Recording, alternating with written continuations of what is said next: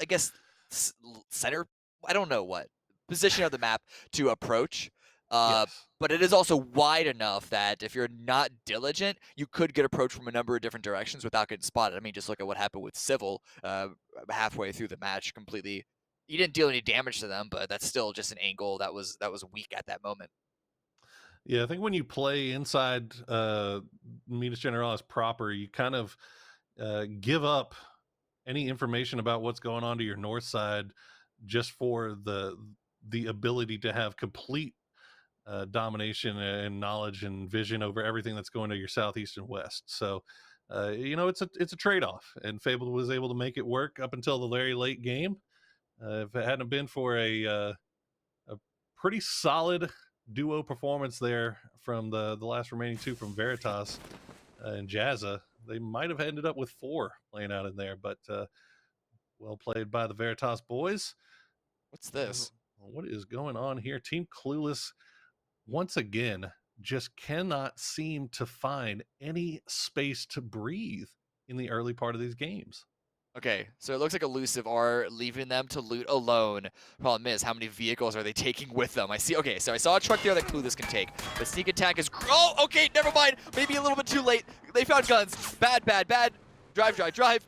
Pedal to the metal. Please get out of there. Okay, I think he's fine. But this is two vehicles from the immediate area that Elusive were able to take away. How this affects Clueless, we don't entirely know for sure. They should be fine, assuming there's at least one vehicle on the east side. They should have Yeah, I a think they're minimum all of right. two, which should be enough. But the circle's on the west side, which means they're going to have to travel. Indeed, they are. Indeed, they are. As once again, we see the classic southwestern circle, centering just a little to the south of Monte Nuevo, where Gas Cans is dutifully looting up right now. Although Voxic getting a little bit close to N8 right now, and we've seen this happen quite a bit now that we've seen the split loot meta kind of become take full hold over NA here. Oh no. That's Oh, free. Voxic. Just absolutely unfortunate. 6 bullets left for N8, but he gets the job done with the AK. And now Gas Cans, after getting 0 points there in the first game, they're going to lose one early. And off of just going for these wide loot splits, like, you have Gas Cans in Monte Nuevo, and look at them. None of them even looting Monte Nuevo. They're looting all areas around Monte Yeah, Nuevo, but that's odd. you basically put yourself at risk. And I mean, even Sonics. Look at Mime. Mime is years away from Picado. So I mean, it's this idea of sending one around and taking up all this area to split loot. Yeah, it's great. It's fantastic if you can get the information, but you also put yourself at such big risk when everybody else is doing the same thing of just getting caught out in one of these weird 1v1s.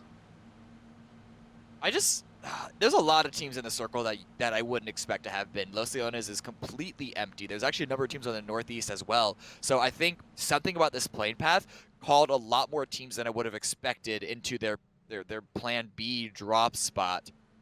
And we've seen this area south of Picado, southwest of Picado, Chumacera, sort of had this split loot and teams getting a little curiously close to each other, but it wasn't like this. McCoy, potential shots onto the Sonics. That one should have been expected by H-Win, if I'm being honest. They know that the Rumblers loot up around this area, but the problem is H-Win could have easily heard the engagement from Rarity and know that the gas cans are also in this area.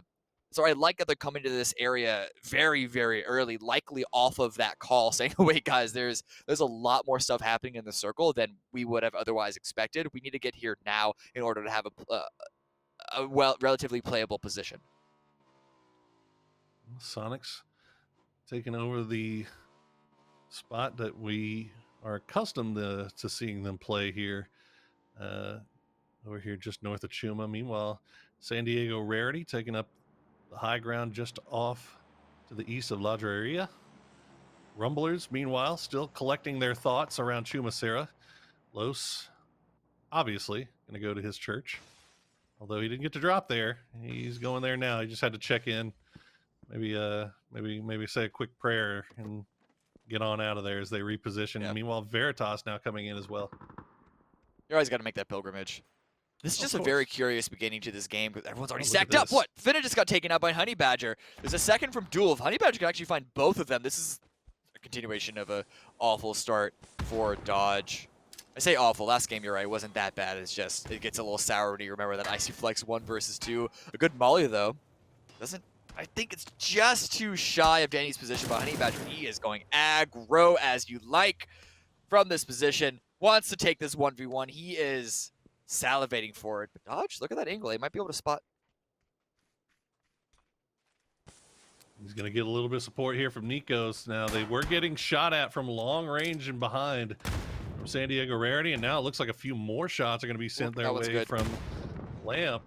As the grenade comes through, it's going to be enough, I believe, to get the flush onto Finna, unless Danny G wants to do something crazy. Nope, there it goes. And now Danny G still in a rough spot. ATC actually now taking shots at this as well, as Marcelic is going to get the down onto Danny, but Badger will get the flush as Gas Cans picks up 2 points for themselves. Honey Badger had a fantastic PCS2 campaign, Cameron, and it looks like he is just getting better here in PCS3. Yeah, we'll see what happens in the grand finals. Previously, 303 were a little of a disappointing roster. I think a lot of us were watching them and seeing what sort of chaos they could create. Didn't show up there, but I'm glad they're back to their old form, and let's see if they don't have the ability to maintain it this time. Once we do, of course, hit the full grand finals. But again, that's that's a week and a half away in terms of group stage games. That's like a month away in terms of actual, literal schedule. But more fighting is happening. Thank you very much, ATC, going on the push. They didn't hear it. ATC creeped up on this, and Adam has zero idea that Sharpshot and Norcus are on this. And what an actual aggro push here from ATC. This is the ATC we were expecting to see with Sharpshot. Pushing into fights, taking everything they can. They're going to come up over the top, trade one down. Adam's out. That's going to be it for Dodge. Going out in 16th place. Absolutely run up on by ATC. Just the shots there, very, very good. You thought that the jig was up for a quick moment when Dodge spotted them, but the grenades came through and the shots from Sharpshot as well. Not much more you can do in that position. Now ATC have grabbed a pretty decent sized split for themselves, but perhaps the pressure from Fabled is going to pull them away, or at least the Eastern two away, to group up and just sort of take that hilltop. Circle is closing. Not as much chaos from the rotating teams as I expected. Outside of those couple of engagements we saw in the very middle of the map from the teams that dropped around that area, it's all quiet on the, I guess, western front in this one, and it's going to wait for phase 2 to begin to see where the game is going to continue to take us. ATC playing their cards here, thinking that this thing might cut hard to the north, and they're going to take that position that Dodge was holding in the hills just overlooking the red bricks north of Monte Nuevo. Meanwhile, Gas Cans still holding that wide split, gaining a lot of information. Most teams apparently think this thing is going south of Monte, but we have seen it cut north, Cameron. We've seen it cut north many times. So let's see where it decides to go. Okay, seems like the general consensus is right. This time it's going to go south. Well, the issue is that there aren't as many areas to play on the north side as well. So even if teams wanted to, even if they realize that at this phase it's like a 50-50 still, the unplayable doesn't come into as a factor until phase 4, of course. Where could you play up on that area? You already saw what happened to Dodge. They got deleted by Gas Cans and ATC, and that's obviously not going to be a universal issue for teams that push on the area, but it still just shows how difficult it is comparatively. But yes, down in the south, very few teams are going to have to move. We're going to see a general migration towards the south of the teams, trying to give space to the teams that are going to have to move in from the north side. But this sort of up and down area can be very, very complicated to play around. There's not only are there a lot of peaks, there are also a lot of valleys to punish. This might be a little bit dangerous here, as Rumblers and STK both pushing into Chuma at the exact same time. Meanwhile, T8 has already set up shop in the mountains just to the north here. So Rumblers need to be very, very careful about how they deal with this, as they're finding themselves maybe unintentionally pinched here. And yeah, McCoy already going to get taken out and flushed here by Luke 12. And now Rumblers maybe a little bit pinched. Yeah, we'll see if Tactical 8 want to go on the push here. Zealot, he's if his movement is anything to go off of, they just might. He very They do. much wants to do this. He wants this. Whether the rest of the team follows up is a separate issue. They do have 2 players up on the high ground. Good spotting position, but whether they have good line of sight into these barns is another question entirely. Zealot does have a line onto Waldo. The smoke comes out. I think Waldo recognized it. Might have spotted Zealot in return, but there's a gap there. There he goes. He's gonna bait the shot out, and Zealot says, okay, you got me. I'll reposition. I'm not gonna get that one from you. So T8, I think wisely putting the brakes on any hard push onto Rumblers here. Zealot and Steezy will still stay where they're at, keep a little bit of overwatch, but Lush and William with the high ground to the south of Chuma, sitting very, very nicely, getting a lot of information. Meanwhile, ATC still on the move. They're coming in on the very far western edge of this circle. They've on that high cliff where actually Comets has already posted up in the high compound here, but it looks like they may be moving. And look at the split from gas cans, Cameron. Yeah, actually, you can already see, not even looking at the map, how widespread gas cans all are. And this is not something you don't not see it in this area of the map. The reason why Comets are actually moving is because, I mean, the fact the west side is not going to be playable, but let's look at this fight instead, because STK are trying to continue to push into the Rumblers. A little bit of damage back and forth, but it doesn't seem to be anything secured just yet. Lowe's playing the outside, making sure they don't get a full wrap around his teammates. And right now, Los and Gaxi playing the southern edge of this compound here. They want to be fighting where Waldo can give them overwatch. Waldo, you can see, is just up on the upper lip there. Los still staying inside. Doesn't want to creep too much farther in, though, and take the risk of getting easily down and flush. Gaxi, meanwhile, they're just playing the outside edge. Waldo does need to be careful because T8 has not completely given up on this, and actually he's going to get ducked back there by some good shots from Luke 12. Los will come around the corner though, and he will find Luke a little 300 ping action maybe there going as maybe a little bit, just a little bit. But look at Purdy going low on the street here, is going in for a wide flank, and this could be absolutely huge. Purdy's flanks this season have been absolutely disgusting when he gets away with them. The question is, can he get away with this one? Because it's been very hit or miss. Ooh. Okay, so he gets this one, and not a moment too soon, though, because they want to continue this push and completely remove Rumblers, because the circle did shift onto them, which you think usually is good, but except now it's going to invite so many more teams into this area. They want to get inside this hard cover, but a continual surrounded Waldo is unable to give much support from the high ground. Likely pinned down from Tactical 8, as you mentioned. Now Sonics are also rolling up into this area. Waldo needs to figure out what he can do to salvage this game for his team. Los hasn't been flushed yet because STK is very concerned with hard crashing this. They want to finish off Waldo. They want to move on with this game, with Rumblers waiting in the load screen as T8 will avoid Sonics for right now, but Sonics just takes over their high ground spot. T8 Thank you very much. was okay. I mean, look, hey, it's arguable about which spot is better, but I think that T8 would have preferred to keep that high ground. They did a little bit of a wide spread here in Chuma, in the upper deck of Chuma, so they're still fine, but they kind of lose arguably the better position here. Yeah, Chuma's a weird area to play around, so I get what you mean with that one. But yeah, that's the problem though. It's sort of wide open, and if a team is able to get up on your flank like the gas cans are, could be curtains for Sonics. Oldless, a lot of information. Sonics are completely unaware of the possibility. He's gonna let fire, gets one knock, tries to go for a second. Spray transfer doesn't work, but that could be the opening that the rest of his team needs. I say that rest of his team is just Niku's.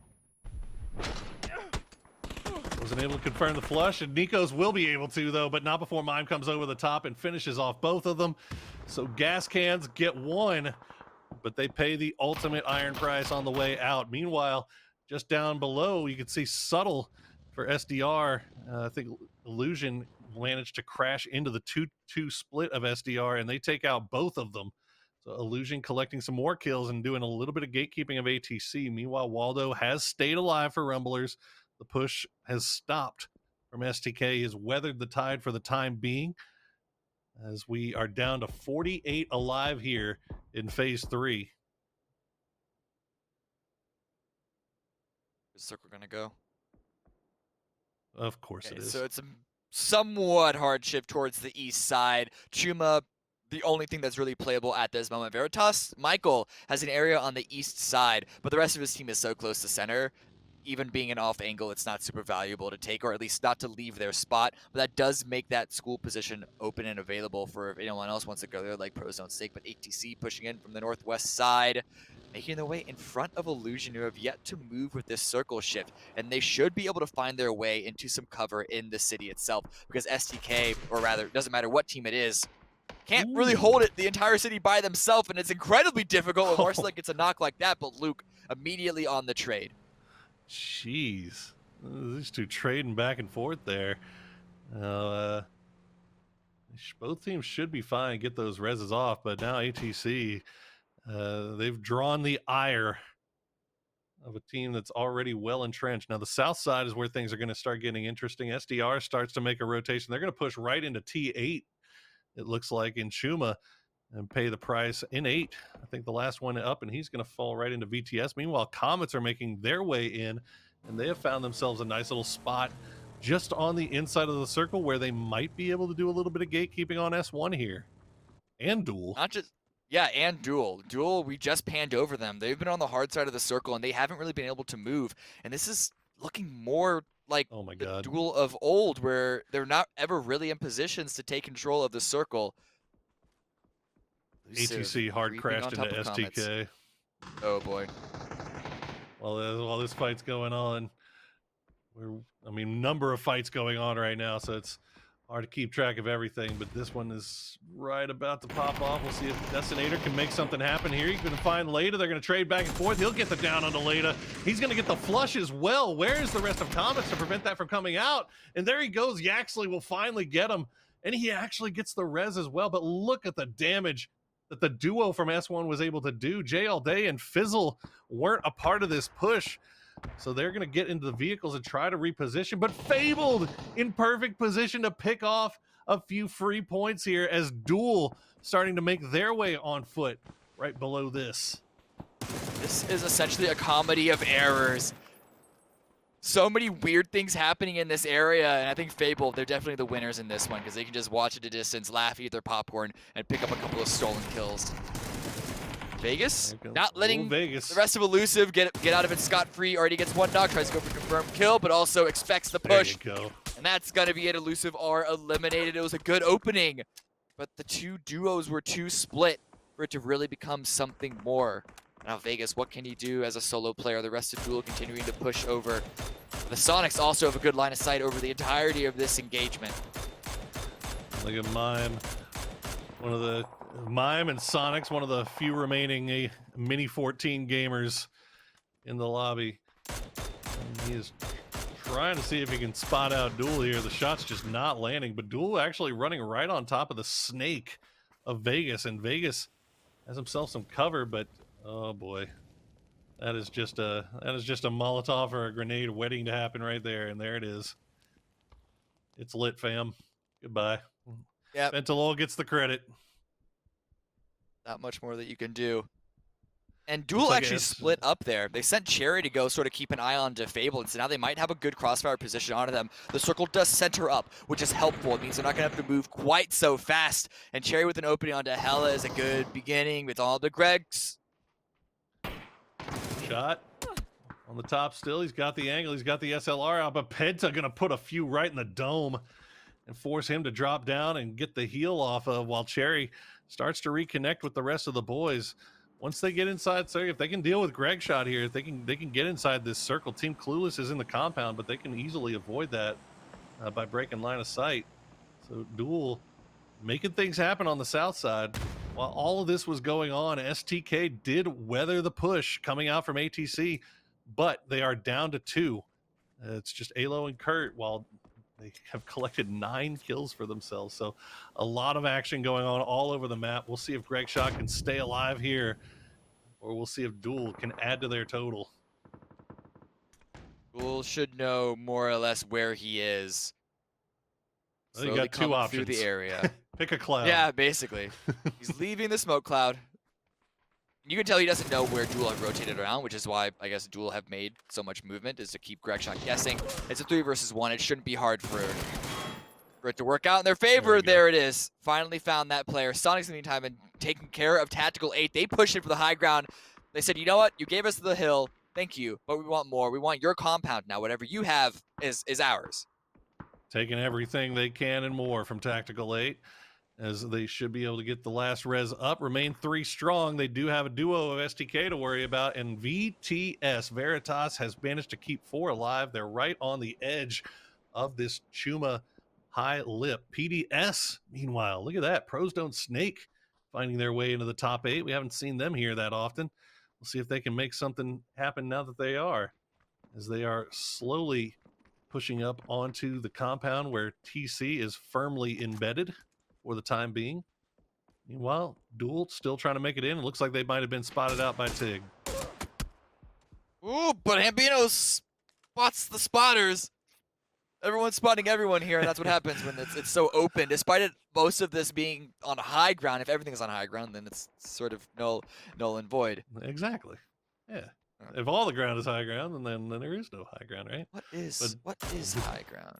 Yeah, we're getting philosophical now. Who watches who, and who's watching the Watchmen? You never know. You never know. Circle A new shift, circle pops. down on the Look at Clueless. that. Yep. Look at Clueless. Clueless getting a little bit of luck here. Let's throw those Hambino emotes up in the chat. We'll see if they can make something happen here. PDS right on their doorstep, but it's going to be a difficult push for them. No matter how they try to do this, because not only would they have to worry about TC, they'd have to worry about oversight from VTS and potentially Duel. Well, our duo for STK still staying alive, still creeping on through, but H-Win is keeping a weather eye in this direction here for Sonics. We're watching this area because STK have to push into this position at some point. They can't just wait here. Whether it's Sonics or whether it's Veritas, they're trying to find the information of which one is more free, and I don't have an answer for you. I think both are terrible options, terrible angles to go through, but they got to pick one. They got to take this fight. And it looks to be a little more Veritas favored, but Sonics, of course, going to be watching this direction as well. Well, they can get into this building and be able to stay alive for a little bit there. Going to get planked here for about 50 HP. It's not going to be enough to get the down, and STK should be safe for now in their building. VTS, meanwhile, still moving around, trying to find lines of sight. Duel taking an opportunity briefly to make a rush into a little bit of a dip where they can survive for a little bit longer, but if Mime decides to take this high ground, he might have Duel completely dead to rights. We've seen him destroy teams from this this crate position before in the past. It might be Duel's turn. Prepping a grenade. This one could be good. Doesn't go far enough. Oh! Tickles the toes of Pentalol. But Duel pulled back because they understood the threat. Whether or not they saw Mime on top of those crates is irrelevant. They know the possibility. They know they don't have a position of control at the moment. It's just about survival for them and hoping that someone peeks aggressively onto them and they can punish it. Nope. Yep, Mine knows where they are. Prepping the grenade. Wants to open with that. Oh, almost threw a smoke. That might have been a smoke. Yep. This is the problem. This is the problem for Duel. He's got the grenade ready to go, but oh, okay. He didn't get knocked. That's a damn good grenade. Oh. Oh my Cherry. God, Cherry. Oh, it's so close. It's so close. They want it so badly. They're actually. Do they actually push this? Knowing that Veritas is back there, it looks like STK is going to lose Kurt. They actually are pushing this. Mime running out there, taking a few shots in his back, and I think they maybe thought better of it as the res has come out here for Duel. You know what? Maybe not. It was a good opportunity. I don't mind the fact that they tried to peek their heads out a little bit extra to see what they could find. But as you mentioned, the revive does come through. The damage has not stuck in the way that they expected onto Duel. And so I think pulling back is the right answer because Duel have to push into them. But yes, because of that shift, Duel and PDS are eventually going to have to fight. But it's actually going to be Clueless and PDS pushing out onto the Snakes' position, taking out 2 of them, but they're going to continue to have to push north, and Duel falling away from Sonics, trying to backfill on the Clueless, but again, running down the open side of a cliff. It's a terrible run, and they lose Penta, no. they lose Cherry. Lynxy finds cover, but for how long? Lynxy is able to make it into the compound while Penta and Cherry are flushed out, but Lynxy's going to find Sharu. As meanwhile, Alo is starting to creepy crawl. He is right in the midst of all of the Sonics boys. If he had any idea how low those 2 were, gotta imagine you would have crashed on that. 10 smokes in the pocket. I just spotted that backpack outside the door. He has a bunch of flashes, and of course 10 smokes. The blue is pushing in. He knows that pressure is on Sonics to clear him out. He has nothing much more to play for. Nothing to lose. Ooh. And a lot to gain. He gets one before he's finished. Half a second too late for Tiggleton to finish him out and revive their teammates. Still 10 kills for Sonics, but only 2 standing. Well, I've got to give credit to Clueless. They left their compound, they wrapped around, they dealt with half of PDS, and they also clear out Lynxy. 6 kills now for Clueless. They do have the low ground, and this is going to be a very, very difficult game for them to win, however, because Veritas has that high ground. And as I said, I mean, the cover that they are working with is on the very, very edge here. Looks like Sonic's going to lose H-win there to Veritas, or actually gets stolen away by NHS. Again, Clueless being very opportunistic here. The new circle pops, and you see what they're going to have to deal with. Tiggleton's still alive, but where do you even begin to think about going here if you're TC? I don't know. I really don't think they have know. any vehicles. They may. The fact okay, they got a that little bit of low ground here. Snake, the fact that Pros Zone Snake have a tiny itty bitty pocket to survive in, and I say survive specifically because they're not winning this game unless Veritas throw it at them. But Clueless able to find a path onto that angle. A little bit of damage, no knocks out of the way, but it's a 4v2 no matter what, which is a heavy advantage for Clueless to make this push. Veritas are getting a little antsy. They want these points. And Veritas sitting on 4 kills already. As there you go, TC gonna clean it up. Sociopath actually gonna get stolen away by D-Treats from the well-placed Molly, but 8 kills now for TC, and they can turn their full attention over towards Veritas, while Veritas still has to worry a little bit about Tiggleton here. They know he's there. You can see they keep having somebody on Tig duty. Right now, it looks like it's going to be Michael's turn. But this is. I mean, this is going to be really, really tough for TC to win this. If they can do it, it's going to be pretty magical. Ooh. Tig, ooh, okay. Missed shots. If Tig got that knock against Keenan, it could have been so okay. Not just that, go. there's a lot of damage being deployed onto Veritas. Knock or not, this could eventually lead to something. I mean, it's the only way that TC is going to be able to get out of this is if they can get a knock here. NHS moves up. He gets hit with the nade, but it's not going to be enough to finish him off. Michael will take out Tiggleton. That's the threat removed. Veritas can now focus their full attention on dealing with Team Clueless. 4v4. They have the high ground, but they... Well, every time they the shots. Their ridgeline is so small to deal with, Cameron, that it's not that hard for TC to keep an eye on the whole thing. And there you go, one down coming NHS. NHS is making this flank this entire time completely unspotted. It is spotted eventually in the end, and Jazz is able to stop that from happening before it gets too away from them.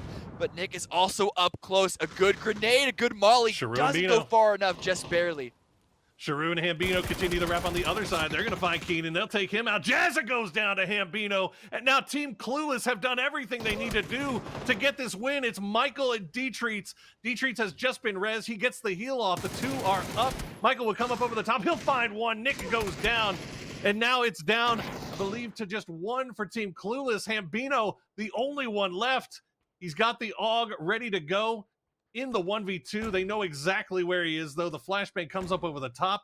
Doesn't catch him, though, as he waits for the perfect opportunity to peek up over the side here, Cam. He has a helmet. That's a big thing, but it doesn't matter because immediately he's found. In the blink of an eye, he is taken out.